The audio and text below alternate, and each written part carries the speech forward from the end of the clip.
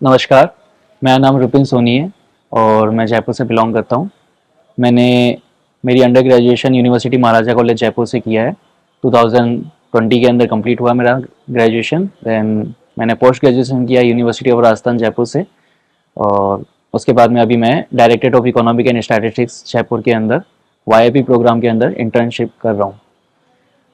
IAS के लिए मेरा ये थर्ड अटेम्प्ट है, और फर्स्ट अटेम्प्ट मैंने तब दिया था जब मैं एमएससी फर्स्ट सेमेस्टर में था। मुझे बेसिक आइडिया था एग्ज़ाम के बारे में, और बिना प्रिपरेशन के पेपर फर्स्ट अटेम्प्ट दिया था। सेकंड फेज के लिए सेकंड टाइम जब मैंने प्रिपरेशन करी इसकी, तो काफ़ी तरीके से प्रिपरेशन किया था। थर्ड सेमेस्टर चल रहा था मेरा, एमएससी थर्ड सेमेस्टर, और मैं इंटरव्यू के लिए सेलेक्ट हुआ था। देन फाइनल रिकमेंडेशन मेरा सेकंड फेज में सेकंड टाइम नहीं हुआ। देन थर्ड अटेम्प्ट मेरा अभी रिसेंट में क्वालिफाई हुआ है। मैंने आईएसएस के लिए ऑल इंडिया रैंक 24 किया है। आईएसएस के लिए एग्ज़ाम के लिए जैसा सभी जो प्रिपरेशन कर रहे हैं उन्हें बेसिक आइडिया है कि हमारे पास में 6 पेपर्स रहते हैं, English and GS, then paper 1-2 objective paper statistics के, then third and fourth descriptive papers.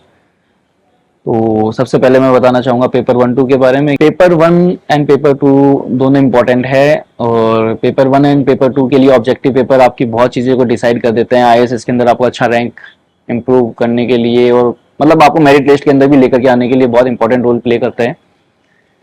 तो मैंने इसके लिए तैयारी करी है पेपर 1 और पेपर 2 के लिए। फंडामेंटल ऑफ मैथमेटिकल स्टैटिस्टिक्स, कुछ लोग प्रीफर करते हैं कि एक्सरसाइज क्वेश्चन भी करें, लेकिन मेरे हिसाब से ऐसा है कि आप एग्जाम्पल्स और उसके रिमार्क्स और बेसिक कंसेप्ट समझ लें, वो आपके लिए बहुत सफिशिएंट है। एक्सरसाइज के अंदर टाइमिंग गेज आपको तब करना चाहिए जब आपका सब चीज़ें लगभग कंप्लीट हो चुकी है।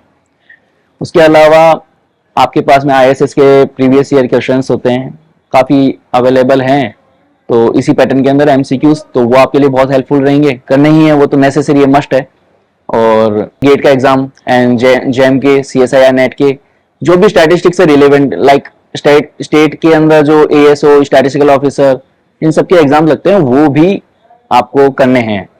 तो आप जितना एमसीक्यूज की प्रैक्टिस करेंगे वो आपके लिए बेनिफिशियल रहेगा, आईएसएस के लिए भी। और इन केस आईएसएस भी नहीं रहता तो भी दूसरी चीजों के लिए भी आपको मोटिवेशन के लिए, अगर आप स्टेट्स के दूसरे फील्ड के एग्जाम भी देते रहेंगे और अगर वो आपके क्वालिफाई होते हैं तो आपको मोटिवेशन मिलेगा। मेरा सेकंड अटेम्प्ट था और फाइनल रिकमेंडेशन नहीं हुआ था। तो उसके बाद में जब पेपर 1 और पेपर 2 की इतनी प्रैक्टिस कर रखी थी, काफ़ी उम्मीद थी। पेपर 3-4 के अंदर मेरा अच्छा स्कोर नहीं रहा था, और फिर उसके बाद में मैंने नेट का, गेट का पेपर क्वालिफाई भी किया। वो पेपर 1 और पेपर 2 की वजह से ही हो पाया। तो कुल मिलाकर के पेपर 1 और 2 को इतना स्ट्रांग बनाइए कि बाकी दूसरे एग्जाम भी आपके लिए बहुत ज़्यादा ईजी बन जाए। उसके बाद में बात करते हैं पेपर 3 और पेपर 4 के लिए। तो पेपर 3 जैसा कि sampling, econometrics and time series रहता है।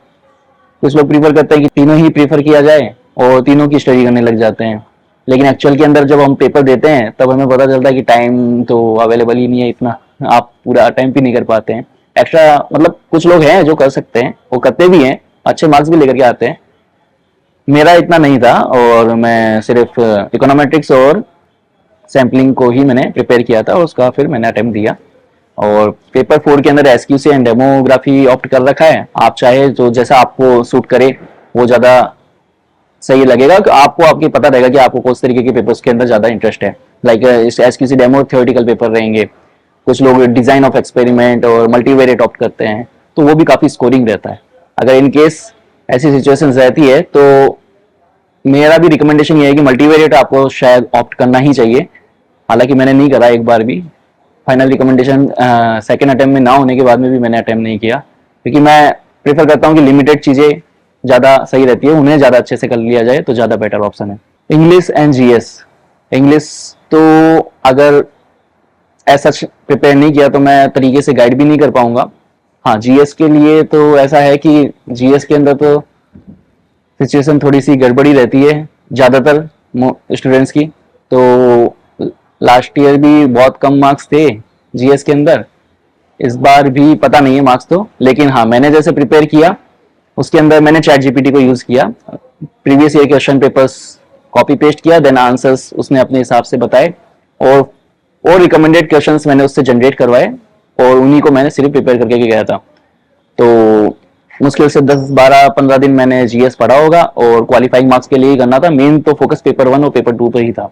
रही बात सेल्फ प्रिपरेशन, और प्रिपरेशन के दौरान आप सेल्फ प्रिपरेशन ज़्यादा इंपॉर्टेंट है हर चीज़ के अंदर। इसके अंदर आपको हेल्पफुल रहेगा लोगों से कम्युनिकेट करना।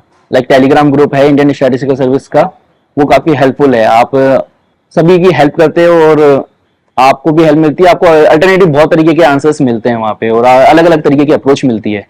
वो अप्रोच आपके लिए बहुत बेनिफिशियल रहती है, हर तरीके से क्वेश्चन को अप्रोच करने का तरीका, क्योंकि प्रिपेयर करके सब जाते हैं। जब पेपर दे रहे होते हैं तब वो आपकी अप्रोच काम आती है कि आप किस तरीके से उस क्वेश्चन से डील कर सकते हैं। ये रहता है। कोचिंग के लिए आई वुड सजेस्ट कि नेसेसरी नहीं है कि आप कोचिंग ज्वाइन करें। कोचिंग आपको एक कॉम्पिटिटिव एनवायरनमेंट प्रोवाइड करवाता है, और वो चाहो तो आप अपने माइंड में खुद भी क्रिएट कर सकते हैं। पर हाँ, किसी के पास में सोर्सेज अवेलेबल ना हो, पर ऐसा भी नहीं है कि सोर्सेज अवेलेबल नहीं है। आज सब कुछ चीज़ें टेलीग्राम, यूट्यूब, इन सब के ऊपर अवेलेबल है, तो ऐसा भी इशू नहीं है। पर हाँ, किसी को लगता है कि मुझे एक एनवायरनमेंट चाहिए, मुझे पुश करने की नीड है थोड़ी बहुत, तो वो कोचिंग ज्वाइन कर सकते हैं। पर मैं यही सजेस्ट करूंगा कि आपको कोचिंग ना ही सजेस्ट करें तो ज़्यादा बेटर है, क्योंकि आप खुद को अच्छे से पहचान पाते हैं और खुद को ही बूस्टअप कर पाए। वो केवल आपको एग्जाम के अंदर नहीं, और भी दूसरी चीज़ों के अंदर मोटिवेट करने के लिए, पुश करने के अंदर काम आएगा इन फ्यूचर। कोचिंग का ये है। कुछ चीज़ें लगता है मुझे कि लिमिटेड करना ज़्यादा बेटर है। ये सिर्फ मेरा ओपिनियन इसलिए कह रहा हूँ क्योंकि सभी को अपनी अपनी पता है कि हमें कितना पुश करना है। लाइक मुझे लगता था कि 450 के समथिंग और 470 के समथिंग भी मैं मार्क्स ले करके आ जाता हूँ रिटर्न के अंदर, तो मैं हाँ क्वालिफाई कर सकता हूँ। इसी तरीके से कुछ अलग कैंडिडेट्स रहेंगे, उनका टारगेट ये रहेगा कि वो 520 और 540, 530 के समथिंग मार्क्स करे। तो सबको अपना अपना बेसिक आइडिया रहता है। तो मेरे ओपिनियन के हिसाब से मेरा इतना था कि हाँ ठीक है, कि अगर मैं इतना भी करूंगा तो मेरा हो जाएगा। तो उसी तरीके से चीजें आप उसके हिसाब से स्ट्रेटेजी बनाइए कि आपको क्या चीजें स्किप करनी है। कई कुछ कैंडिडेट्स रहेंगे, ऑब्वियसली जनरल कैंडिडेट्स रहेंगे, तो उन्हें पुश करना होगा अपने आप को कि हाँ नहीं, मुझे ज्यादा ही अपना देना पड़ेगा। और लाइक मेरा 24 रैंक है, तो ऐसा था कि थोड़े से मार्जिन से मैं बाहर भी हो सकता था। ये रिस्क था थोड़ा सा, मुझे नहीं लेना चाहिए था। कुछ चीजें स्किप नहीं करनी चाहिए, लेकिन जो आपकी पर्सनैलिटी है वो उस तरीके की रहती है, उसमें कुछ चेंजेस होते नहीं है। तो मेरा थोड़ा सा इस तरीके का चीज़ थी। और बाकी एक इंटरव्यू की बात भी कहना चाहूँगा कि एक्चुअल के अंदर जब आपको वहाँ पे जज कर रहे होते हैं, आपकी पर्सनैलिटी टेस्ट कर रहे होते हैं, तो आप जो हो एक्चुअल में वही शो कीजिए।